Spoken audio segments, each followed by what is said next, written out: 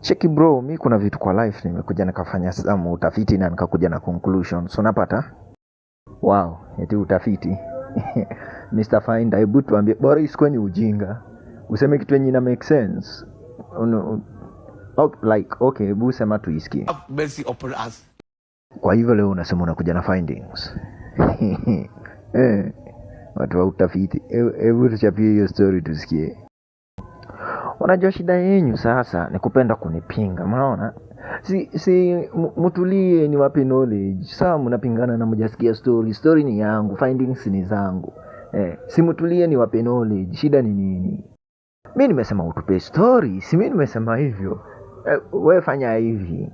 Sema story, sema tuisikie. Fiti.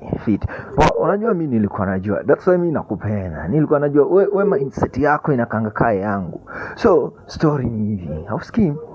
Nimekuwa nikikaa nikafikiria like mbona wasichana huwa na hasira sana wakati wananyesha, unaona? Especially like unapata anaongelesha watu vibaya. Anaongelesha chali yake vibaya. So nikakumbuka like hata mvua ikinyesha si ati yote inanyeshanga kwa uzuri, unaona? Kuna kuanga na radi. So nikaona like wasichana wakinyesha juu hiyo kitu haiwezi lipua, unaona? So hiyo formation ya radi juu mpaka lazima radi kuwe ukuja kama hasira. Unanipata? What are you saying, man? What are you saying? What is he saying? That's why kama demu wako ananyesha unapata na kubongesha chafu. Usimlaumu, ile radi ya kunyesha inalipuka. Unanipata sasa? Akili, unaona? So unapata watu wanakuwa na mahasira zingine yenye zi make sense. Si ati umemkosea.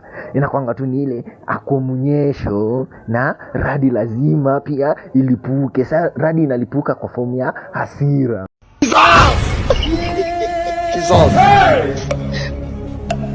Jesus. Na nilijua.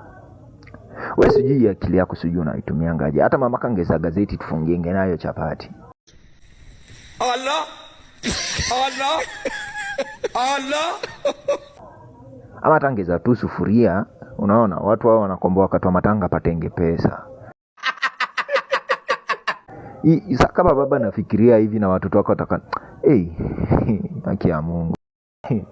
Mimi hata sina shida. Mimi unajua the fact kitu yenye nashangani atakuwa hizo spermatozoa yote yako ndili ilikimbia the first one ikafertilize egg ya mamako na ukazaliwa. So kama kwanza yako yenye ilikuwa strong kwa hizo zote inafikirianga hivi na hizo zingine zingekuwa ni hizo ndio zimefertilize egg, mtoto angetoka kifanana nini?